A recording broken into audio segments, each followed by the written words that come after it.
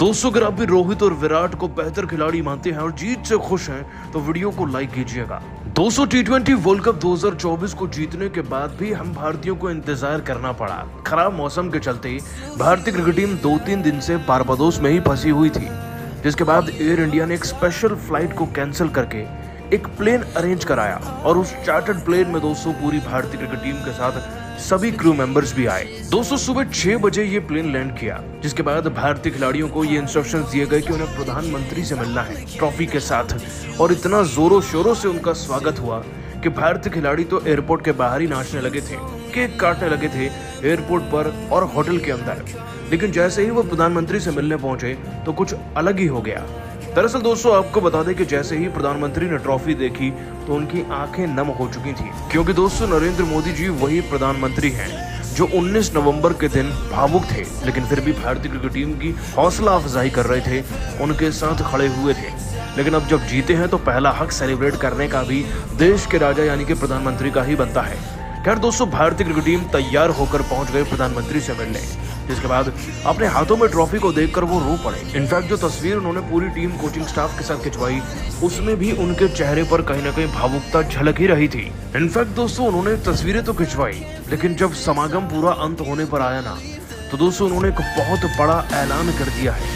ये ऐलान अब तक का सबसे बड़ा ऐलान है।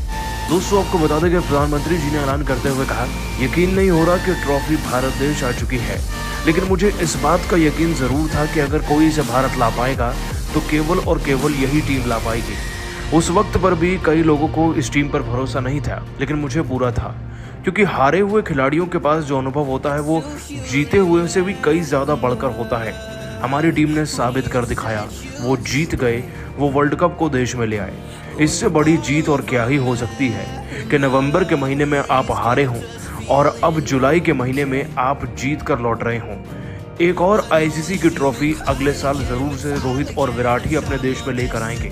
दोस्तों, इसके बाद ऐलान करते हुए नरेंद्र मोदी जी कहते हैं, भारतीय टीम ने वाकई में सीना चौड़ा कर दिया है, इसलिए खिलाड़ियों को तो रकम मिल ही रही है बीसीसीआई की तरफ से, साथ ही जितनी रकम खिलाड़ियों को मिल रही है उससे दोगुनी तिगुनी रकम हम लोगों के कार्य में लगाएंगे।